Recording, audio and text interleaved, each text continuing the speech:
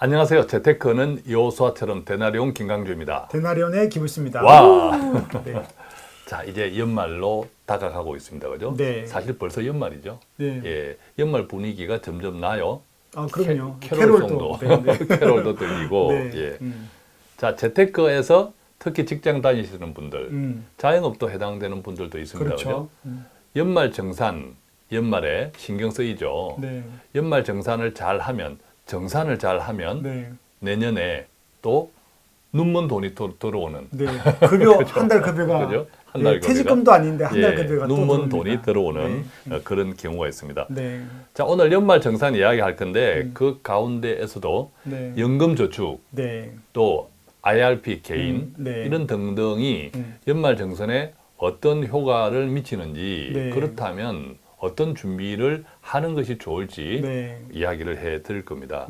자, 연말 정산을 할 때 연금저축과 개인형 IRP 퇴직연금 계좌죠. 네. 우선 어떤 절세 효과가 있나요? 네. 이제 이게 세액공제인데요. 음, 몇 년 전에는 이게 소득공제였거든요. 그렇습니다. 네, 예. 여러분들 기회가 되면 이제 연말정산에는 원천징수 영수증을 한번 떼보시면 원천징수 영수증의 왼쪽이 주로 이제 소득공제, 근로자 기본공제부터 예. 인적공제, 카드공제 이렇게 쭉 예, 빼죠. 또뭐 부양가족 부양가족 공제, 공제. 뭐 예. 등등 있죠. 예. 그렇게 해서 이제 오른쪽에 뭐가 정해지는가 하면 과세 표준이 정해져요. 맞습니다. 그 예. 과세 표준에 따라서 이제 세금이 나오는데 그래서 이제 일반적으로 소득공제는 부양가족 공제, 본인 공제, 카드 공제. 또 뭐 카드 공제 이런 것들은 아예 내가 번 돈을 안 벌었다 그만큼 공제되는 것만큼 네, 소득을 줄여주는 소득이 개념이죠. 없었다라고 네, 하는 것과 네. 동일한 효과가 네, 있는 네, 네, 거고 이 세액공제는 최종 확정된 세금을 네, 네. 세금을 공제해두는 효과가 있으니까 그렇죠. 네. 일반적으로 보면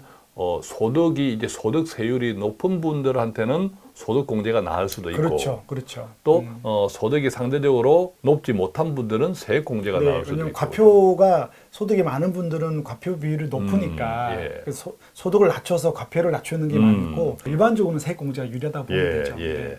자, 그러면 연금저축은 세액공제를 얼마까지 한도인가요? 700만 원까지 한도입니다. 700만 원. 예, 우리가 넣을 수 있는 것은 그래서 우리가 한도라고 이야기하는데 여러분 금융권에 가서 세액공제를 신청할 때 한도는 1,800만 원까지입니다. 1,800 가입 한도는 예, 가입 한도는 1,800인데 내가 1,800을 다 넣었다.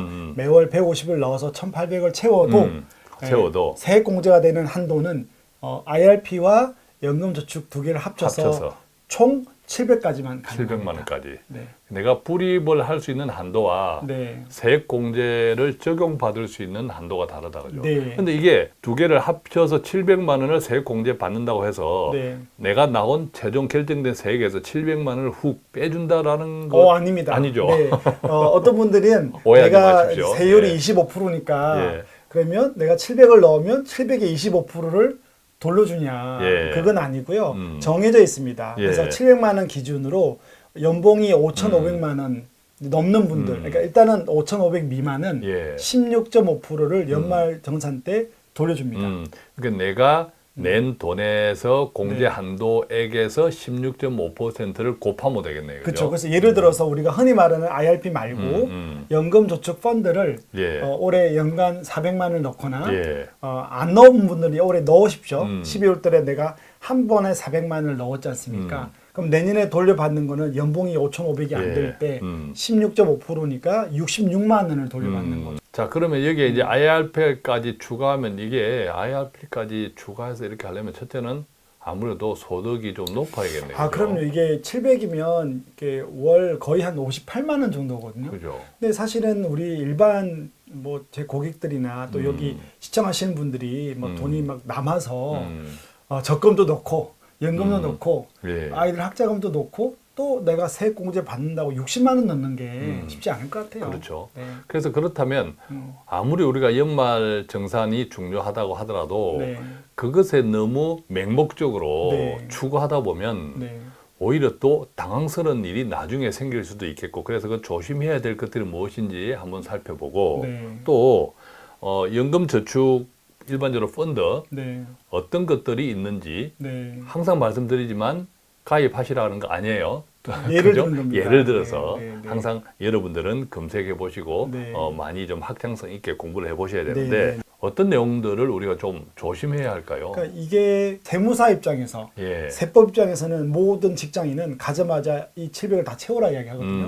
근데 생각해 보십시오. 청년들이나 신혼부부들이 단기 자금을 써야 되잖아요. 그렇죠. 예. 뭐 110만 원 돌려받는 건 큰데 돈이 묶이는 거예요. 그렇죠. 못 찾았습니다. 네. 찾았으면 해약이 되면서 또 플러스 과태금까지 내야 돼요. 그죠? 그래서 이게 55세까지 묶이는데 빼쓰는 분들이 있거든요. 그러면 기타 소득세로 16.5%를 내는데 예. 이 16.5%가 해지세가 낼 때는 내가 넣었던 원금에다가 펀드니까 수익금까지 붙잖아요. 예. 이거 다 해가지고 거기서 16.5%니까 큰 돈을 뱉게 되는 그렇죠. 거거든요. 그래서 예.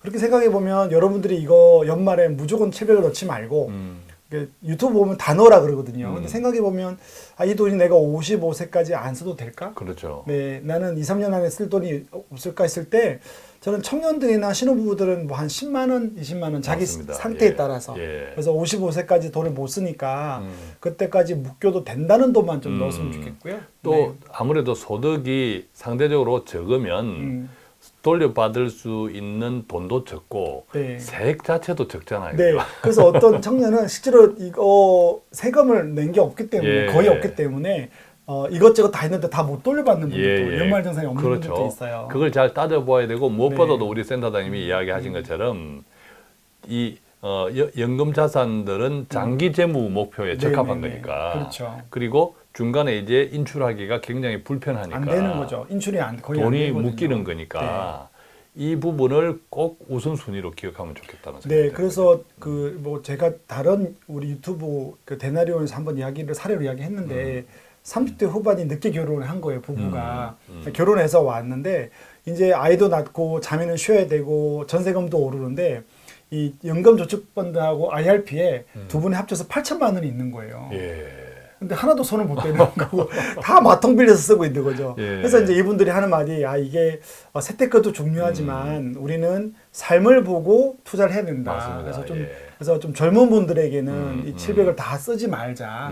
좀 자기 상황에 맞게끔 하자고 좀 이야기를 하고 싶어요. 이런 생각도 듭니다. 대체로 보면 평소에 준비하지 않다가 급할 때 준비합니다. 즉 네. 연말이 되면 세액공제 이런 관련 갑자기 유튜브가 필요하죠. 확 뜨잖아요. 네. 그게 확 꽂혀가지고 네, 그냥 막 700씩 넣는 거죠. 예, 막 넣는 거죠. 네. 그런데 이것도 투자니까 네.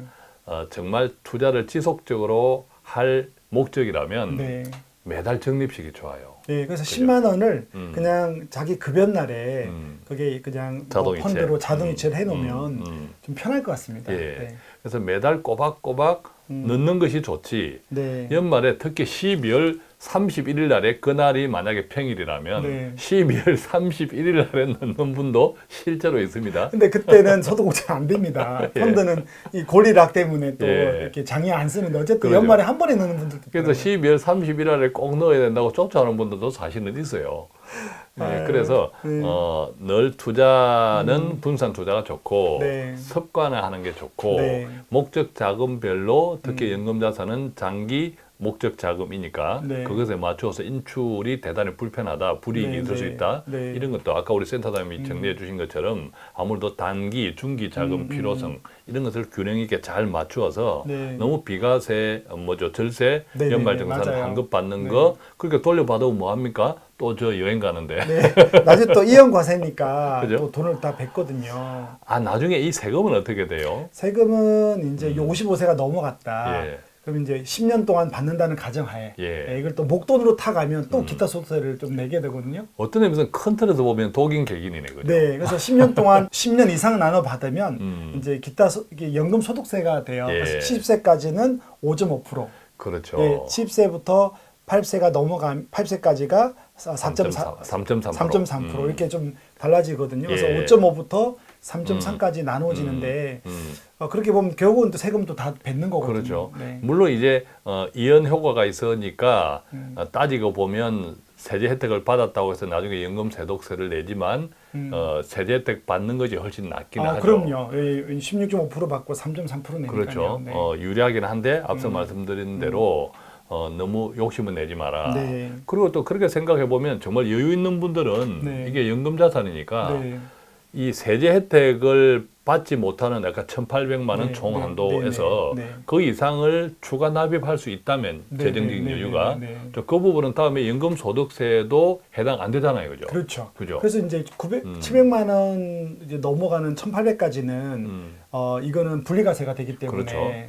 유리한 거죠. 그렇죠. 그래서 이런 분들도 있어요. 내가 현금흐름이 정말 좋으면 1,800을 채우고 소득공제 되는 700 외에는 또 인출이 가능해요.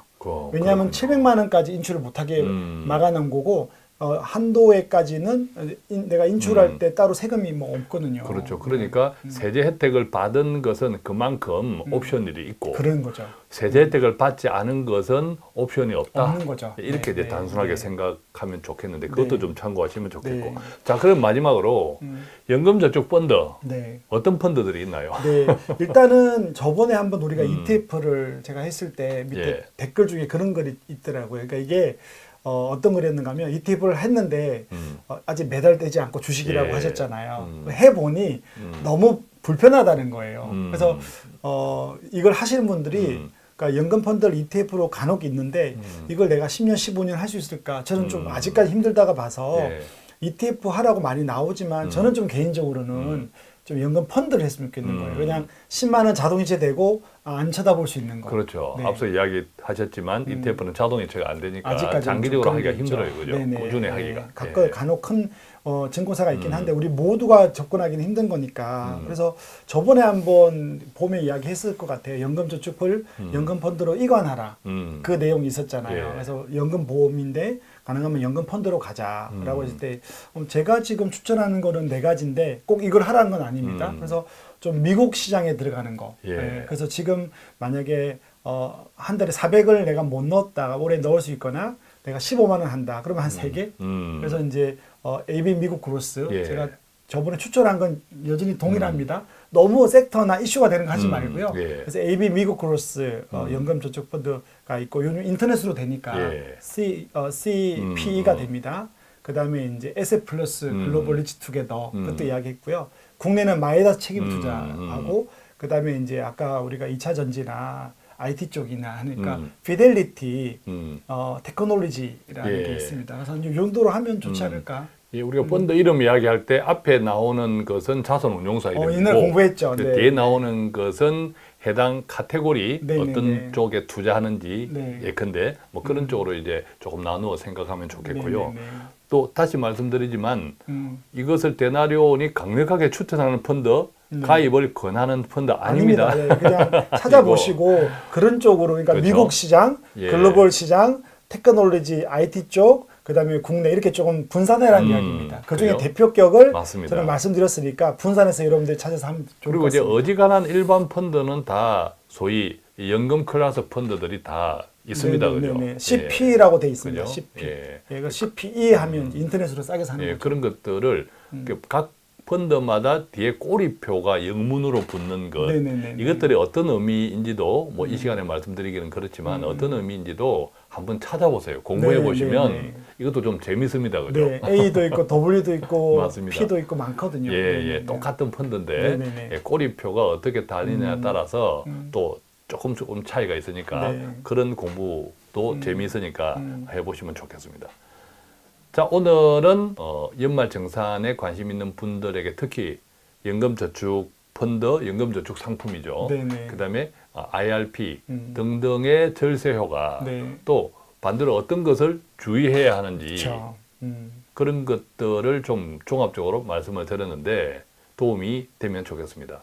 자, 데나리오는 오늘도 우리 크리스찬 가정의 재정적인 평화에 조금이라도 도움되는 내용으로 구성했는데 유익했으면 좋겠습니다. 저희는 여기서 맺겠습니다. 고맙습니다. 감사합니다.